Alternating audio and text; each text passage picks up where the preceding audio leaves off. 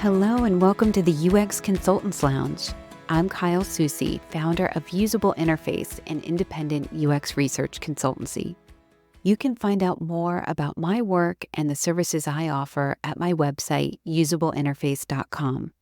I'll be your host here at the lounge, where I'll be providing a place for UX consultants to gather, share stories, and learn more from one another. So my guest today is Karen McGrane, a veteran consultant with over 25 years of experience. This interview was so great. And what was so great about it was just the fact that it even took place. Most people aren't willing to have conversations like this, ones that kind of let you take a peek under the hood. And when I approached Karen about being a guest on this show, I didn't want to scare her off, but I did want to warn her that I really did want to lift the veil on consulting and talk about everything, the good and the bad. And not only was Karen game for doing that, she was down with that, but she brought it. She really let us in on how hard it can be and how challenging it can be at times, but also how rewarding. And I would say after talking to Karen, there's really only one word that I think fits her perfectly, and that is resilient. She will share information in this interview that is really surprising about the challenges that she faced in consulting. She has had two consultancies. Her current consultancy is called Autogram, and she had another consultancy called Bond Art and Science. And that consultancy was at one point a 15-person firm, and then it switched to being solo with just her running it. We also talked about the pressures of running a small consulting firm and how it can change the priorities of the business. And she had a lot of great tips about partnering with people and how to deal with economic changes in the industry and really just balancing the things that are enjoyable as well as challenging in consulting work. So before diving into the interview, let me just tell you a little more about Karen. As I mentioned, her current consultancy is called Autogram, and she is a partner in that. Autogram focuses on the intersection of content service platforms, like a CMS, and design systems. She develops digital strategies and governance models to help these systems work effectively at scale. Before her time with these two consultancies that she created, Karen was actually the VP of user experience at Razorfish, and I believe that was for 9 years. Karen has also contributed to academia as a faculty member of the MFA in Interaction Design program at the SVA in New York. For 14 years, she was teaching design management, and she's also the author of 2 books, Going Responsive and Content Strategy for Mobile, published by A Book Apart. I hope you enjoyed this conversation with Karen as much as I did. Enjoy. I want to start by just saying I am so honored to have you as the very first guest of this podcast. Oh, Truly. I really couldn't have hoped for a better first guest. Not only are you brilliant with amazingly deep consulting experience, but you have always been just open and transparent about your journey and your career. And it's meant a lot to me that you are letting people in, that you are willing to lift that veil and really talk about real things. And that's exactly what I wanted for this podcast. I wanted to have these open and honest discussions about what it's really like to be a UX consultant. So thank you for agreeing to do this. oh gosh, I'm so happy to be here, and I am so honored that I'm your first guest. Have been looking forward to having this conversation with you all week, and I am even more excited now. Oh, good, good. And it's also awesome to me that the first guest happens to be someone from Philadelphia as well, because that's where I'm originally from and where I started my Mhm. consultancy. Philly is great. I think we all recognize that Philly is definitely the best city. Totally.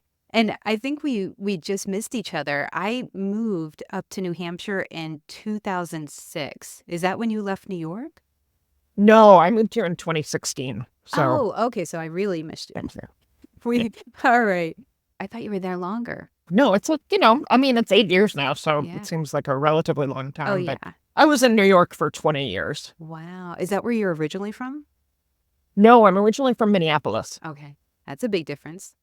It really is. I love Minneapolis. It's a wonderful city, but my personality, I think, aligns better with the East Coast. Yeah. Well, the first thing I want to do is to talk about your consultancy, Autogram. And I'd like for you to just tell the listeners a little bit about it and the services you offer. Sure. So with my business partner, Jeff Eaton, we provide consulting services around content strategy and content management. So that, I think, sort of taken broadly includes information architecture. It includes content modeling in support of a content management system redesign or replatforming. Often get brought in by organizations when they need to replatform their CMS for some reason, like their current platform is end of life, or they are undergoing some other major IT change. We also get brought in at certain inflection points for the business. So sometimes it's when new leadership is coming in and they need to take a step back and evaluate what they're doing with their content publishing and what they're doing on the web or in apps. Sometimes it's during a merger or an acquisition when they wind up with two sets of content that they need to integrate and combine. And the services that we provide are around helping organizations figure out how to make their content more effective and how to streamline their internal organizational and operational processes for publishing and managing content at scale. Okay. And Autogram was started in 2020. Is that right? That's right. Okay. Started right in the middle of the pandemic. Oh, man. I had collaborated with Jeff Eaton for many, many years. I think we first met each other back in 2007. And I had always wanted to work with him full time, but he had a full time job at a Drupal integrator called Lullabot. And so when he finally got to the point where he was ready to go out on his own, I was like, heck yeah, we're going to do this thing. And so we've been working together ever since. Nice, nice. And you had another consultancy before that, Bond Art and Science, right? Yes. So I started that with some business partners back in 2006. And that was, a long journey. So the business partners that I had there eventually fell off over the course of the next, I guess 3-4 years. And I wound up running Bond by myself. There were points at which I had full-time employees. There were points at which I was running it entirely by myself. There were points where I was the sole owner, but worked with a lot of freelancers. So running Bond, I think I saw a wide array of different things that can happen when you're running a small consulting firm.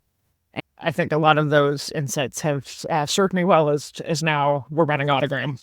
That to me is so interesting how you could have a consultancy that really kind of stretched and was flexible with its business model, because you have the big consulting firm with the team of employees and other consultants, and then you have that boutique consultancy, more specialized partners, employees, subcontractors, and then also the independent solo consulting too, all like just kind of coming in and out of those different models. Yeah, it was interesting to see what can happen under the brand or the legal entity that you have running the business. It taught me a lot about, I think, understanding how to be effective in terms of running a business. And one of the things that happened to me was making the decision to go from having employees to not having employees. I think I've mentioned this before, but there was a year where I had about $500,000 of what I thought was, a sure thing projects coming in.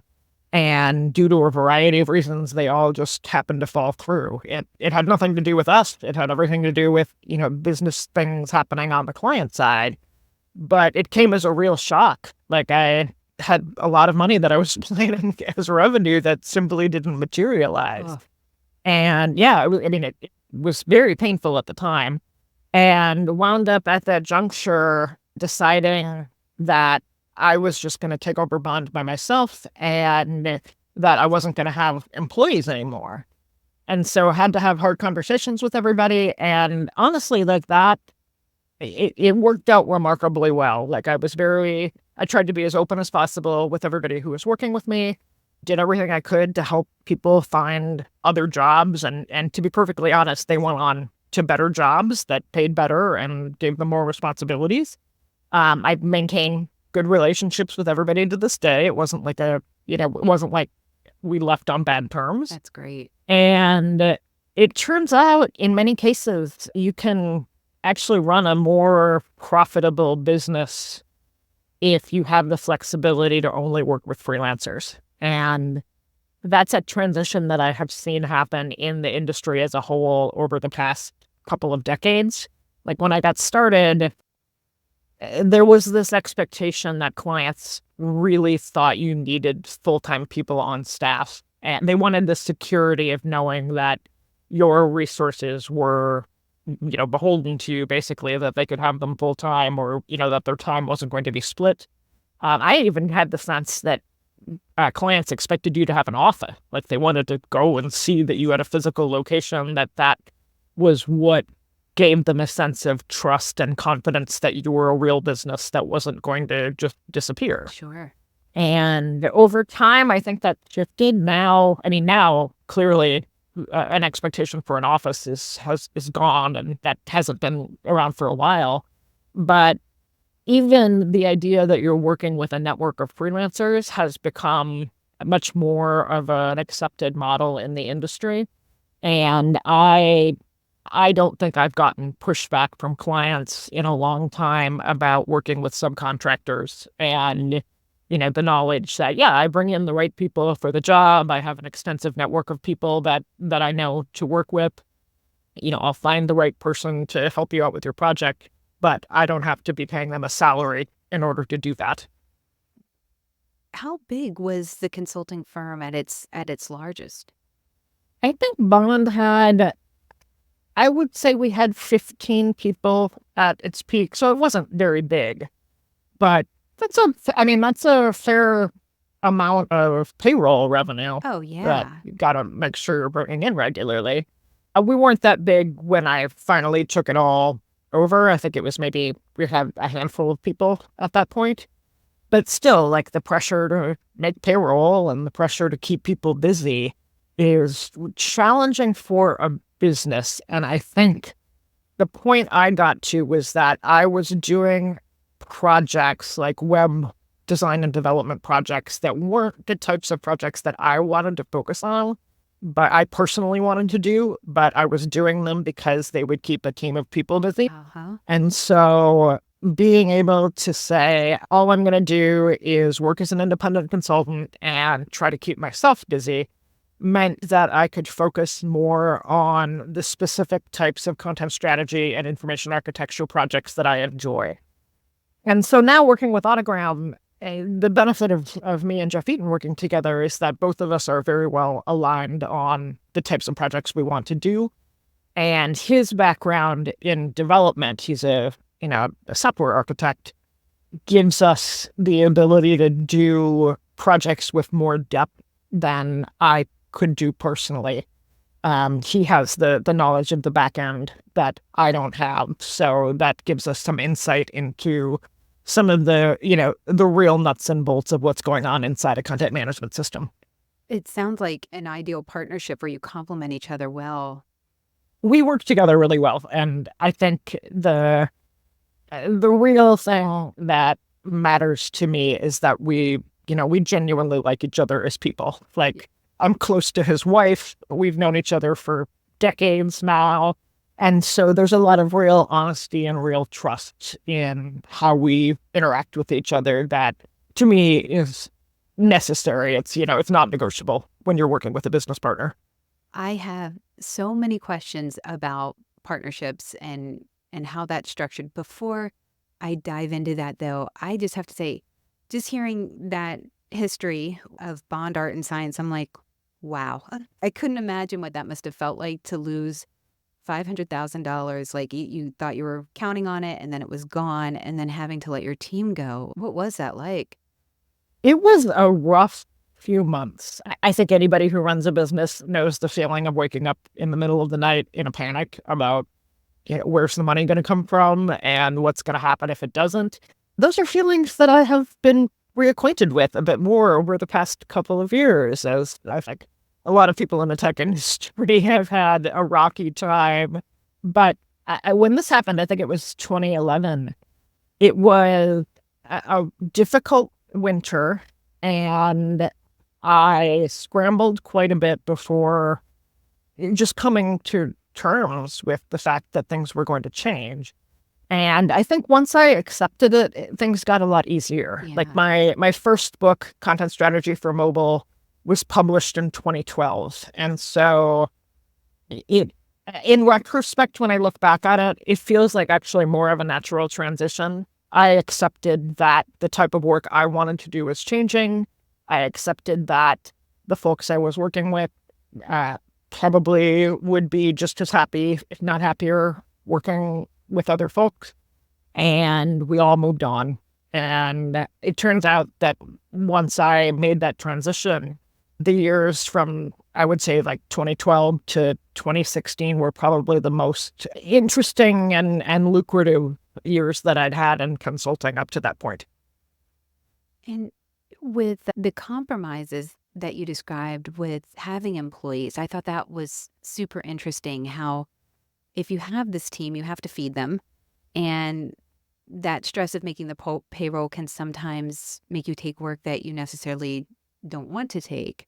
And I wonder, what services was Bond Art and Science offering? You mentioned web development. Was that mainly what they were offering, or was it? Yeah, pretty much. We made websites, and, back at that point, like this was late 2000s, it was a very different market. And so, yeah, being able to be a web design and development firm that focused on user experience was a service offering that you could have, and it wasn't all that differentiated. I think our expertise was in information architecture, and particularly in working with publishers. I did a lot of work with magazines and other publishers back in those days. But honestly, when you're working with people who are full-time, they just expect that they're getting paid every 2 weeks. Sure. And for somebody running an agency, a small consulting firm, the pressure to keep the business development pipeline going and to take on work that will keep people busy was the primary goal. Yeah. And shifting that to a model of working independently or working only with freelancers, it's not just that there's less pressure as a business person, it's that the people that you're partnering with also have the same attitude about understanding where the revenue is coming from and understanding that both parties are there in sort of a mercenary sense to like, okay, we have this much money coming in and this is the amount of money we're going to get. I'm very transparent with everybody that I work with on a freelance basis, on a contract basis, where I disclose, here's the deal. This is what the client is paying. I'm open about what percentage of revenue I'm going to take versus what they're going to take. I do everything as a fixed fee. So my expectation when I'm working with people is that, okay, this is the amount of time the project's going to take. This is how much money we're going to get paid, and work with people who understand, like, okay, it's my job to get this work done to an acceptable level of quality within the amount of time and amount of budget that we've outlined. And that's something that is pretty easy to do if you're working with experienced freelancers. And the economics of it is very different when you're working with full-time people because they don't necessarily think of the revenue and what they're billing as what's driving their paycheck. Right, right. Your transparency is so admirable. I wish more agencies were like that with their relationships with subcontractors. I know Yeah, oftentimes it's an unknown completely what they're making, what you're making, how much they're making off of you. Yeah.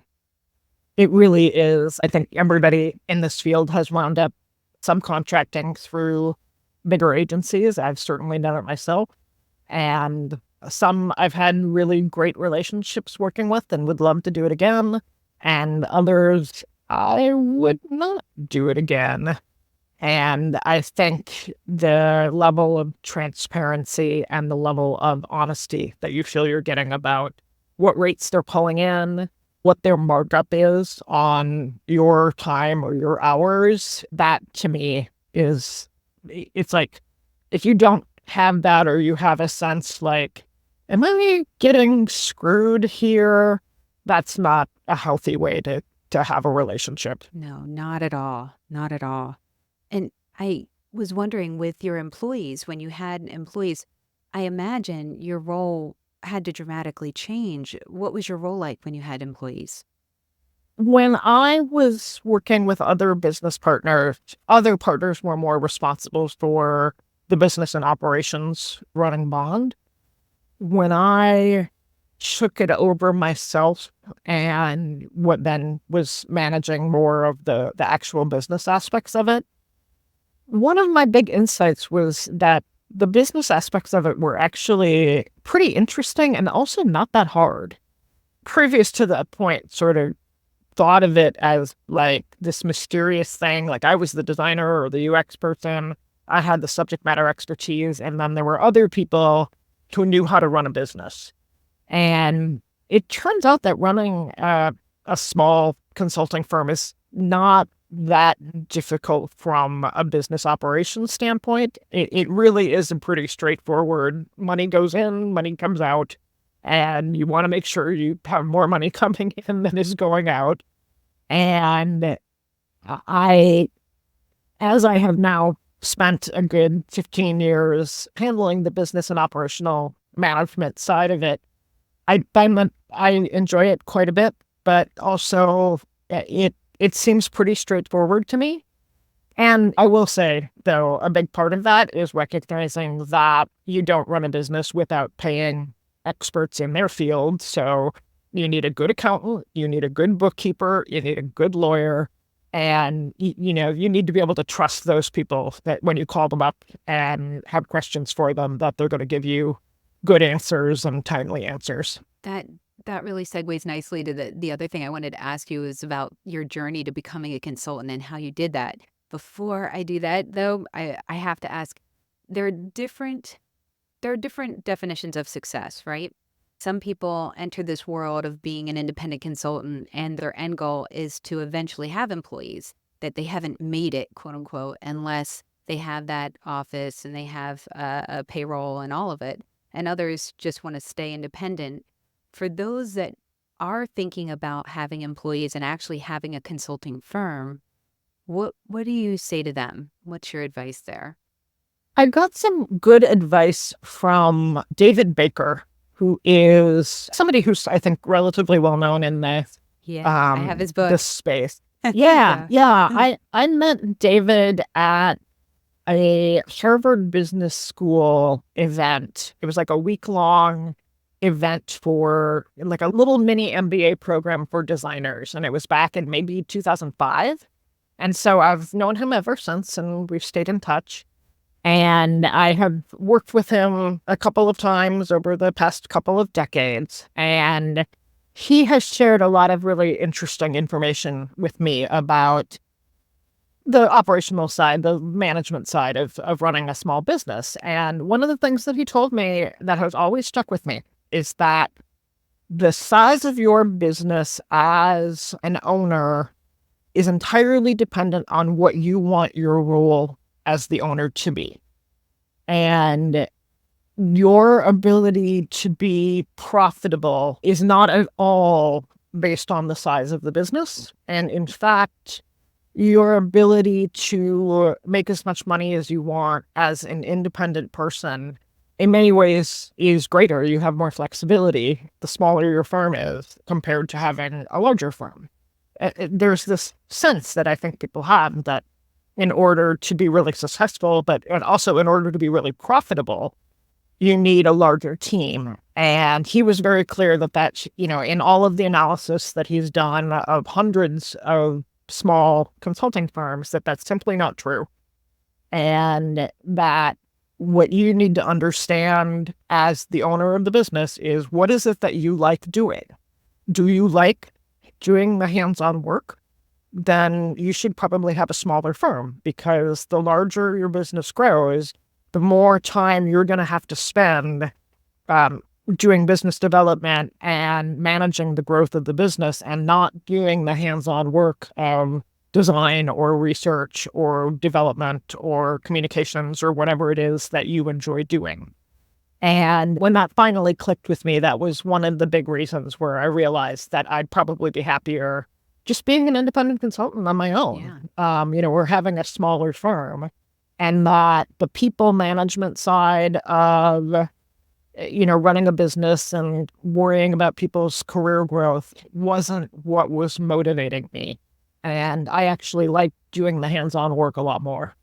And I love this myth busting of profitability being equal to headcount, that you can have even just as much profit on your own. There's this idea, I've seen it in some conversations with other consultants, that, I want to make more. I'm just going to have a bunch of subcontractors, and that way I can have lots of projects going on. And then I hear also oftentimes when that's going on that it can be so chaotic just trying to manage all the subcontractors, and it can be a lot more stress as well. But sometimes it does work out for some.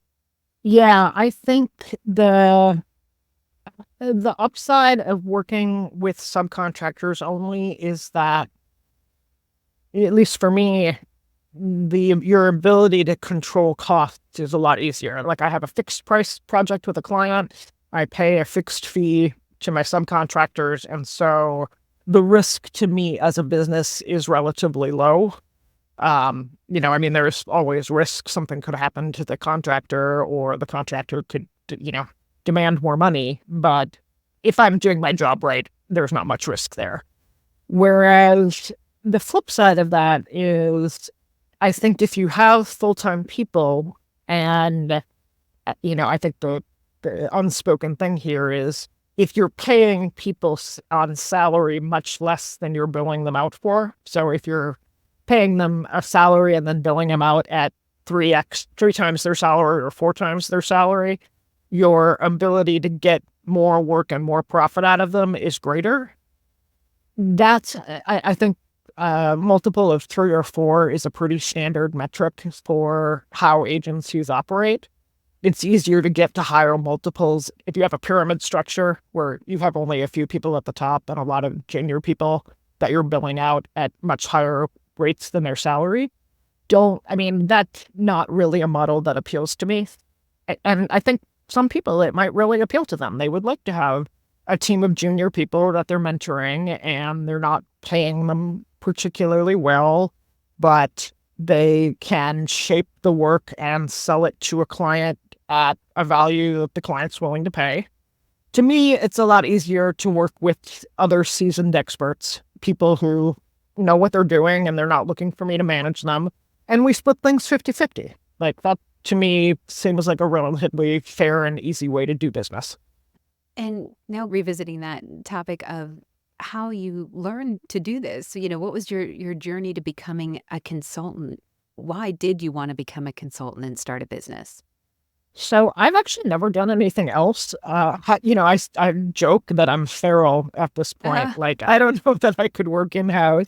I hear you. I got my start right out of grad school at the digital agency Razorfish. I was one of the early hires there, and I worked there for about 10 years. When I started, I was the first person that they brought in with a user experience background. And when I left, I was the VP and national lead for user experience. And so during my time there, that was really a crash course in how to work for an agency and how an agency approaches sales and business development and people management and, the business of running a consulting firm. I learned a lot there. And so when I left Razorfish, the folks that I left with were also ex-Razorfish people. And when we transitioned to running Bond, we took a lot of our knowledge and insights from what happened at Razorfish there. And I've been independent ever since. I really like being an independent consultant. I enjoy it. I find it endlessly interesting to work with different types of clients and learn a little bit about how their business operates and learn a little bit about their challenges and staying focused on the specific problems that I can solve, like from a user experience perspective, really looking deeply at content publishing and operations processes, looking deeply at the human side of content management means that I'm looking at similar problems, but across different businesses and different industries. And I honestly think that's a fantastic position for a consultant to bring in outside consultants. Jeff and I have really deep expertise in working with clients. We've seen how different businesses solve these problems over and over and over again. And that, I think, that's why you should bring in an outsider, is if you're going to be doing something like a content management replatforming, or, you need to reevaluate your content strategy in light of some business changes, bringing in somebody who's done it, 100 times before and can let you know where, here's places to watch out for, here's ways that you can make this go more efficiently, will really help save pain and time and money. Sure, you could figure it all out yourself, but bring in an expert will come in and help you out, make it go more smoothly for you, and then we go away. And it's amazing that you spent 9 years at Razorfish and worked up to being the VP of UX. And that was fresh from school, that you were into a big agency. And I actually subcontracted for them like way back, like 2003. And they were massive. And I think that's such a huge accomplishment to be the VP of UX there. And when you left, there was just never a thought, like you knew you were going to go out on your own. I really wanted to go out on my own. Yeah. And I was excited about the challenge of being able to manage my own clients and manage my own business. You look back on your career and some of it, it's like, I liked the idea. I don't know that I even thought it through all that carefully. Like, it was just something that sounded like a fun thing to work on. We had a couple of clients already lined up for when the business started, and things just kept going from there. Awesome. It's certainly crossed my mind over the years, like, maybe I should try to get a job, get a full-time job someplace. Like, I've interviewed a few times, but at this point, I have to say I'm really grateful that I have the skills and the network that come from running my own business, because, I'm in my 50s now, and I certainly see what has happened to the tech industry over the past couple of years and how many people with a few decades of experience are struggling to find full-time work. And, there's this sense of like, oh, you can't get a full-time job. Well, you could try consulting.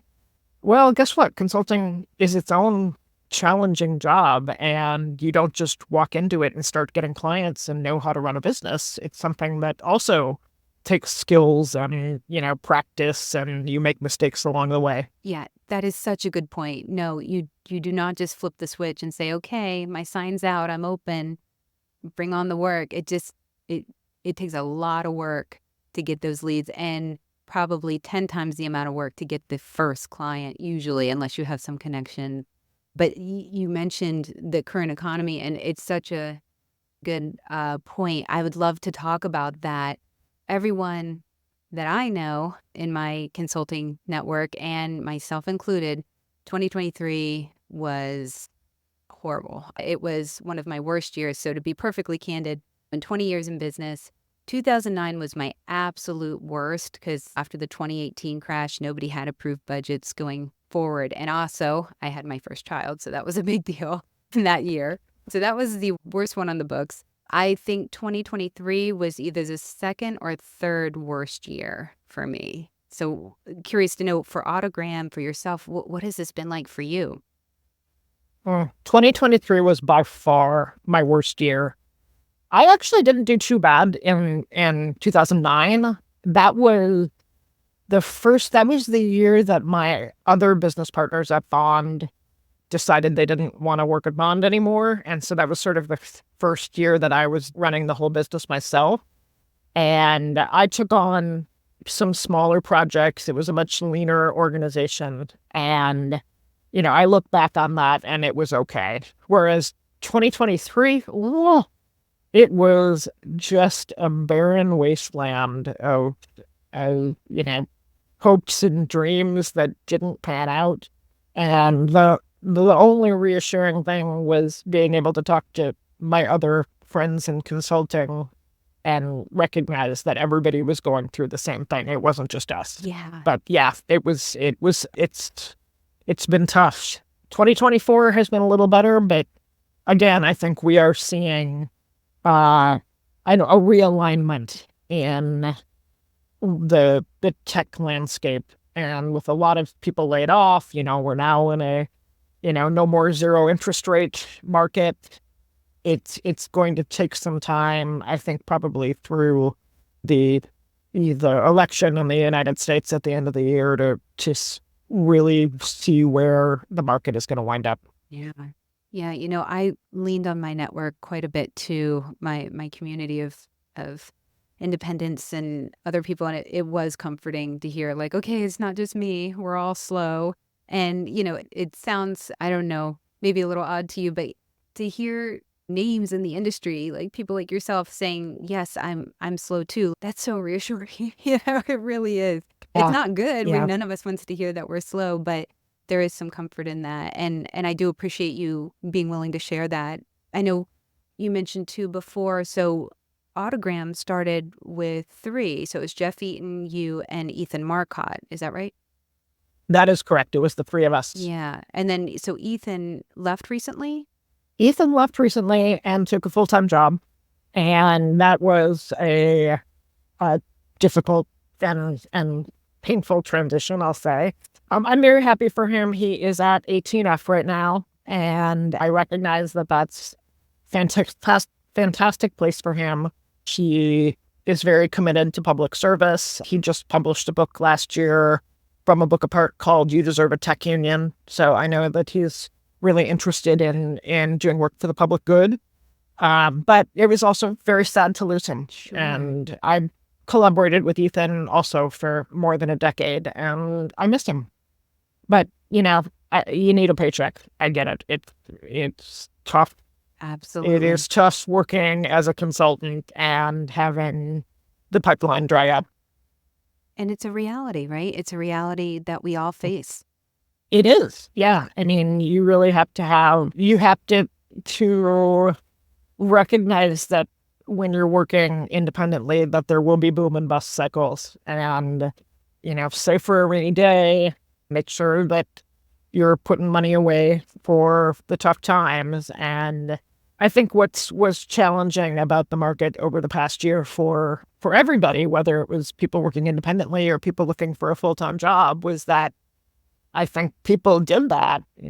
They saved money and, tried to take care of themselves. But a year or so later, your reserves are running pretty dry. Yeah. And that I think is challenging. And it's something that I see people who are openly looking for full-time jobs right now speaking about openly. And, I'm happy to speak about it openly too. Like, you can have done a lot of things right and still be in a position where you're like, well, I saved for a rainy day, but this has gone on longer than I thought it would. Yeah, not a rainy 2 years or 3 years. Yeah. Yeah, exactly. Yeah, and the savings, it's so important that you mentioned that. It's one of the first things I mention when someone's like, I'm thinking of going out on my own. It's like, have that savings. You need to have that savings, because the moment you're slow, you're going to be like, okay, I guess I'm looking for full-time work. You're not going to be out very long. Because that illusion that, well, once I'm out there, I'll stay out there. It's work staying out there, and it might not always be there for you. And you mentioned the pipeline. What do you do when the pipeline is dry and the client work is slow?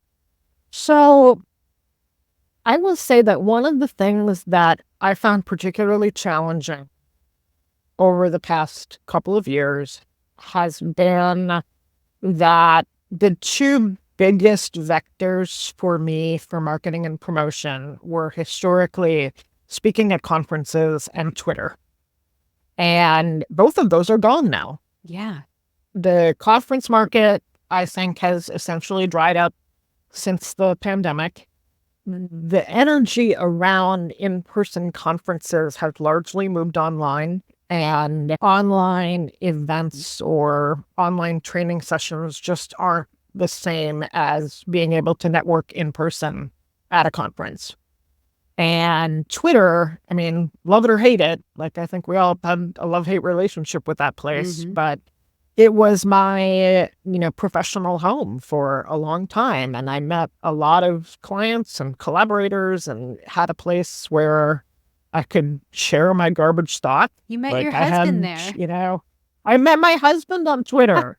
I had a verified account and 50,000 followers, and it was fairly astonishing to see that vanish in, the space of a few months. And so what you do to start drumming up business has shifted quite a lot. And I think I know for myself, we're still trying to figure out how to operate in this new world. Like, I have to be on LinkedIn now. I am a moderator on RUX design, which is just a very different place, and it's anonymous. And I do some online events, but again, it's not the same as speaking at a conference. Yeah. So I wish I had a good answer for you, but I think it really involves being creative about how to get your message out there. And the one thing I will say, like, if I'm thinking of things that I would advise people, you really, really have to have a niche. Like, the more specific you can be about the problems that you solve, and that, to be precise about why a client should hire you, the better off you're going to be. And this is a classic user experience thing. Like, trying to appeal to everybody means that you don't appeal to anybody. And solving a specific niche problem may mean that you are not the right vendor for the majority of clients, but for the subset of clients that have the specific problem that you're going to solve, you're going to be an obvious choice, or at least an obvious choice to be considered. And so I sometimes look at people or their firm and their positioning, and it's way too generic. It's, just like, I do user experience work. Well, how do you differentiate from every other person out there that does user experience work? You don't. You need to have something that, like, I solve, I make the best websites for dentists out there. Like, that's probably not what you want to focus on, but at least if you are looking for dentists that need a website, they're going to have to consider you, or, recognize that they have a problem and you solve that problem. You have hit on probably one of, I want to say, my biggest fears that I need help with when it comes to specializing. I've had this conversation so many times with so many people about the importance of it and about whether or not, I should do it or other people should do it. I really go back and forth on this, and I'd love to get your 2 cents on it. So with my work, so I'm a UX researcher, and over the 20 years, it has been everything from medical devices to kitchen appliances to, mobile apps, web apps, whatever. So many different industries. And I love that variety. And I feel like as a qualitative researcher, that's like kind of how I specialize, is that I do qualitative versus quantitative typically. But I don't know. There's fear. There's real fear, to be honest, about saying, okay, from this point forward, I am going to be the UX researcher for medical or for e-commerce or for financial or whatever it may be. When you say specialist, do you mean that like choosing an industry? Or are you thinking in a broader term? No, I don't necessarily mean industry Okay. specialization, although that is definitely one approach that some folks take is to do, um, to specialize by, industry vertical. But I think other folks do more of what you're describing as like a horizontal specialization. Like I'm going to do qualitative research and, perhaps a particular spin on qualitative research. Like we, are looking for problems in, questions that you're trying to get answered in, these types of problems or in these types of situations. But I think it's like your prospective client has to be able to see their problems in what you say that you do. Yeah. And it's gotta resonate with them. Like, oh, okay, this firm, this person talks about the problems that our business has in a way that makes me feel confident that they know how to solve those problems. And so it's not about necessarily just saying we only do healthcare work. It's about having something specific enough that a client can grab onto it and say, oh, I get it. You feel my pain. That is so true. I am often pitching work, and what I find is I've got a lot of experience in a lot of different areas, but what you said, they want to see their problems represented. So let's say someone has an intranet. It's like, but did you work on this specific thing, this community building aspect of it? Do you have any similar projects like that you can talk to? It's like, no, but, I have 20 years of other things and, I'm using the same methods and whatever, but they want to see that. They do. And that I think is, I mean, it's a very user experience problem, like being able to understand somebody's pain point almost better than they can understand it themselves. I think a lot of my most successful, sales work, I almost don't even want to call it sales, but it's being able to talk to companies that have pain around their web publishing or digital publishing, what they're trying to accomplish online, and talk to them about where those problems stem from and what I can do to solve them and to make them feel comfortable. Like, oh, I can describe their pain back to them almost better than they can because I've seen it, they're in the middle of it. Like they don't have the perspective to really diagnose where it comes from or see past the pain into how you get to a different future.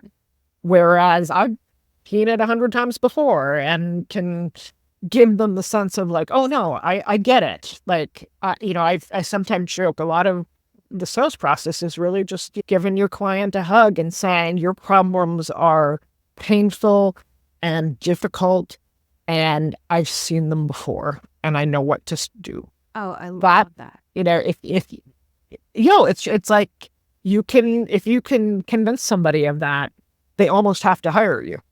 I love that. That is so perfect. Yeah.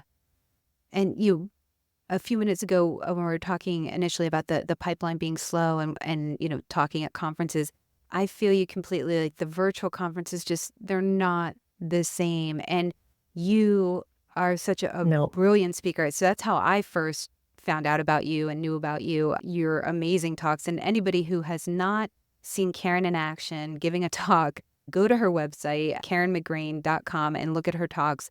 It's so much passion. You're so great with sharing your wisdom.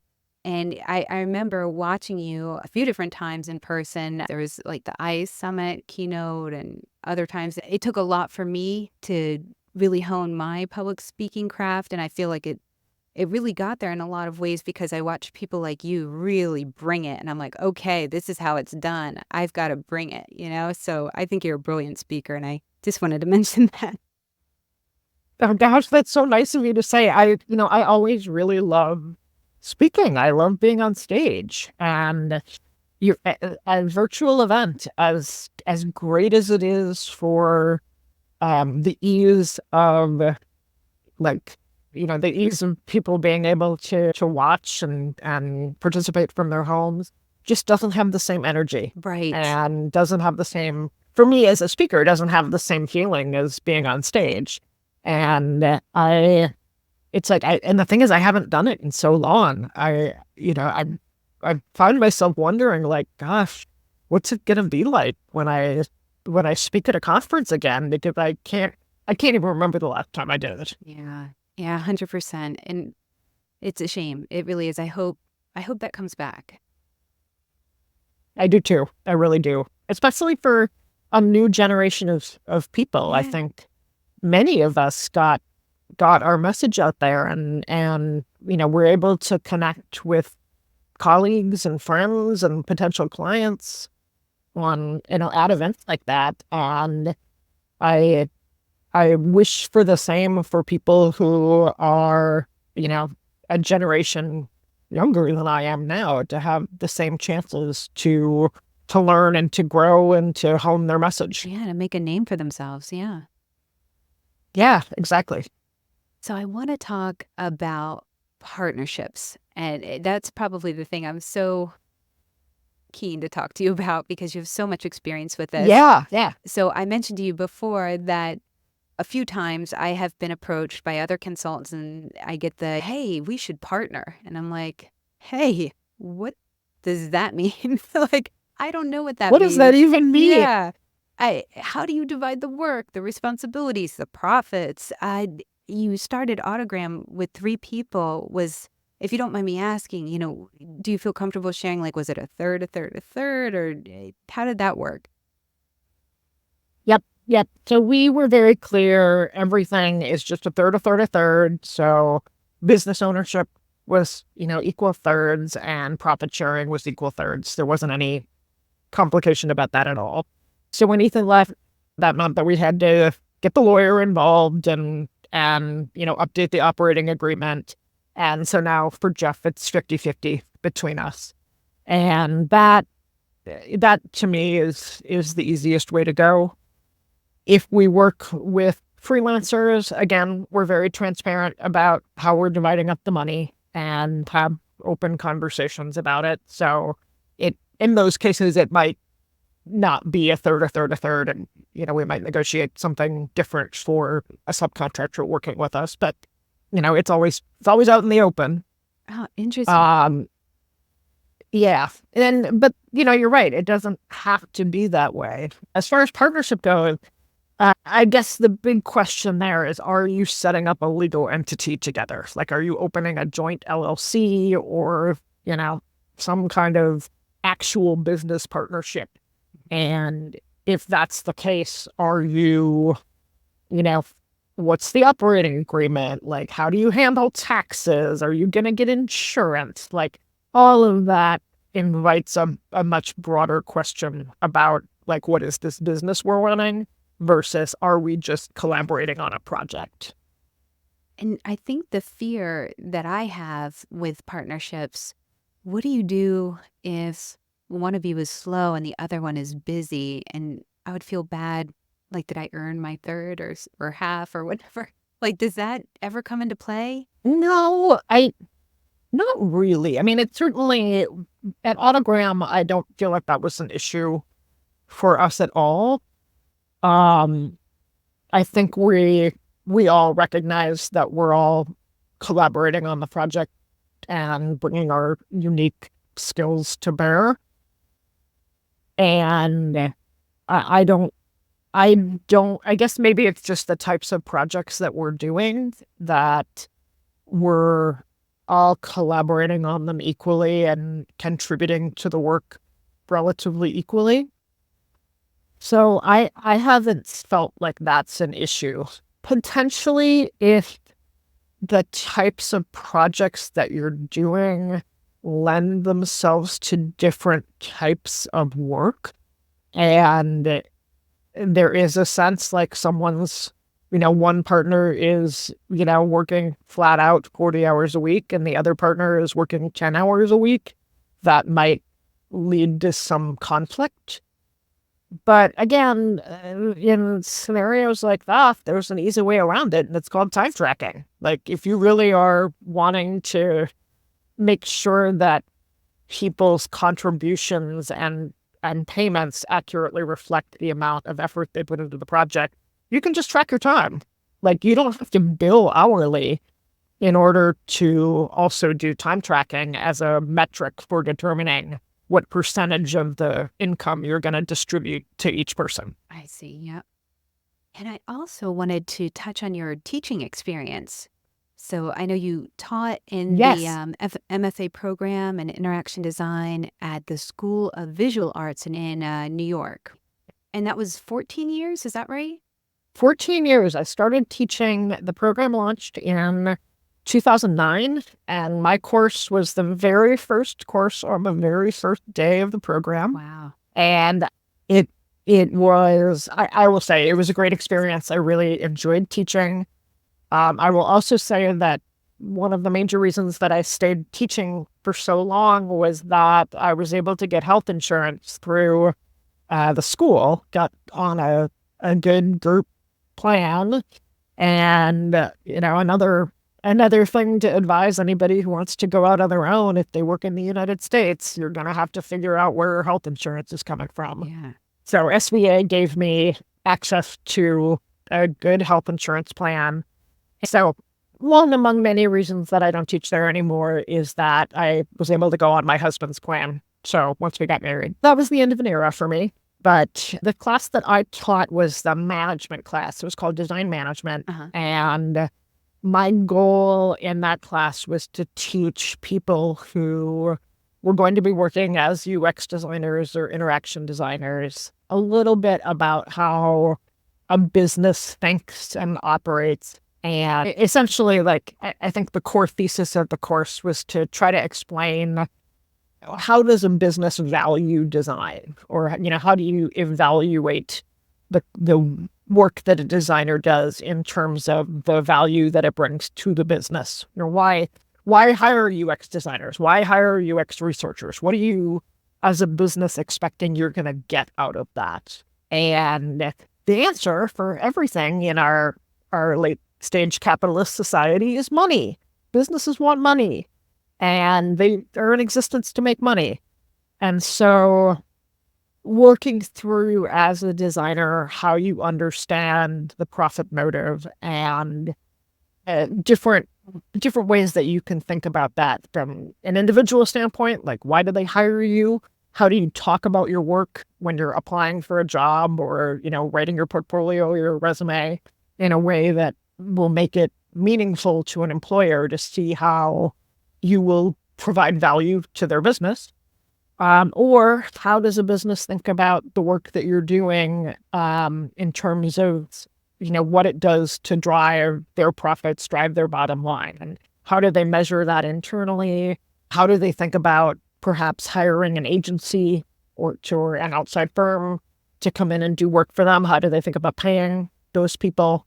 All of that is really trying to connect up the value of designers and what designers care about with what the business cares about. Absolutely. And all of those topics are so important. It's awesome that you were teaching that for so long. I know a lot of independent consultants that will do some kind of adjunct professorship or something. And I'm curious to know, for those that are considering that, how do you fit teaching in? How much of your time is spent teaching? Yeah, it's a good question. And it is a significant time commitment. So the course that I taught was a 3-credit course, and that meant that it was 3 hours once a week. In-class time was 3 hours once a week for 15 weeks. When you're teaching, I'm pretty sure this is true for all schools, you're only getting paid for in-class time. So I think I've made probably $7,000 a semester, maybe $8,000 by the time I left. Nobody's doing it for the money. Right. And so that 3 hours of in-class time, I think a good metric that people use is that you should be spending like 2 to 3 hours outside of class preparing and evaluating assignments or, doing work outside of class. I would say it probably wasn't that much for me, particularly as I had taught the class, several times before. Like, my syllabus evolved certainly over the years, but there were things that were relatively consistent from year to year. As I taught more and more, I learned that more time should be spent in class discussing the assignments that they were doing and less time with me outside of class doing grading and feedback. So I learned over time to reduce the amount of assignments that I would have to grade and give feedback on outside of class. And there's still some of that, but you don't have to. You can make it easier on myself than I did for some of the earlier years. Yeah. I brought in guest speakers from all over the world, people that I, had known for years in the UX space who have written books, and asked them to come in and give a talk about their book. And I really enjoyed that. I felt really lucky and grateful that I, know people in the field who were willing to volunteer some of their time to do that. And, it's like the more guest speakers you can bring in, the less work it is for you. Right. It's so smart. And I've done that a few times being a guest speaker. And 2 of the times, no money at all. It's just something you're doing just out of the goodness of your own heart. But one person, they were able to give me a couple hundred. And it's you don't do it for the money, right? You're doing it just for helps your credibility, the whole thing. Yeah. Yep, it's true. Yeah, it's like we definitely had a little bit of money that we could give out, but it's on the level of $100 or so. Yeah. So it's not. Yeah, you're not doing it for that. It's really more about being able to, being able to say you did it. So I want to wrap up now with just a couple rapid fire questions, or actually it's more like a few. If you had to describe UX consulting in one word, how would you describe it? Therapy? Therapy. Corporate therapy? That's so good. I think I describe it that way a fair amount. Like, you're really coming in as almost like a therapist to help an organization work through their problems, learn how to articulate their problems, and maybe reframe some of their problems for them, and then hopefully work through their issues and leave them with some practical skills that they can use in the future. And what's the best piece of business advice you've ever received? I think one piece of advice that has stuck with me that I've tried to pass on to other people is that you have to accept the parts of the work that you don't like, and maybe even recognize that you need to optimize for the downside. Everybody has things about their job they don't like. And that's why they have to pay you, is because you loved every bit of it. You would do it for free. And, I sometimes have said to people, like, imagine you're a rock star, right? I mean, you have this like dream job, like you're on stage and you're famous and, whatever it is that you love about, being a famous rock star and performing. How much of that do you actually do? Is it like 10% of your time, 25% of your time, maybe? Let's say the absolute peak of being on stage and the adulation of your fans and, the beautiful people, it's 25% of your time. What's the other 75% of your time? It's going to be stuff you don't like. You're in the tour bus. You're fighting with your bandmates. You're struggling to create music. It's not great all the time. It's never great all the time. And that's if you're a rock star. I mean, if you're just an ordinary person doing ordinary work, you're going to have to do a lot of things that you absolutely don't enjoy. And that's okay. Recognize you're going to have to do stuff you don't like all the time. But if you accept that and recognize that, it it helps you be aware that there's maybe some things that you dislike a little bit less than you dislike other things. Like for me, it turns out I did not love people management, and I would be more willing to take on unpleasant things about managing lawyers and banking and taxes than I would be willing to take on managing, junior employees. Yeah. That's neither one of those is fun, but I like one of them better than I like the other. But then in contrast to that, it also allows you to make sure that you are optimizing for the things that you really do like and making sure that you get to do the things that you absolutely need in order to feel like your job is satisfying. And again, that's going to be different for other people. Some Right. people really need to have their hands in doing some of the hands-on work. Like you absolutely love conducting interviews, or you absolutely love, doing a content audit, or, you love being able to open up Figma and, do the actual design work. If you don't recognize like that both sides of that have to be attended to, and you have to make sure you're doing the things that you love so that the things that you don't love are tolerable, you can wind up in a position where you're doing stuff you hate and not getting to do stuff you love. And that's no way to run a business, especially if you're on the business. Right. No way to run a business. That's so wise. And lastly, what consulting resources have been most helpful for you, whether it be books, podcasts, coaches, articles? I will recommend again David Baker's books and his podcast, Two Bobs, has been running for a long time. I think he has great advice and I will say he's one of the people who I think is extremely honest and extremely knowledgeable about the interior workings of how independent consultants and people running small services firms operate. And he really tells it like it is. Yeah. Yeah. Two Bobs is awesome. I will definitely add links in the show notes to both his book and that podcast. Oh, Karen, this has been so fantastic. For the listeners, you can check out Karen's consultancy at autogram.is. You can check out the UX design subreddit that she moderates, which is a thankless job, and she does an amazing job of it. It's the largest UX group on Reddit. And like I mentioned, Karen's talks are on her website, karenmcgrane.com, and her two books, she has Content Strategy for Mobile, as well as Going Responsive.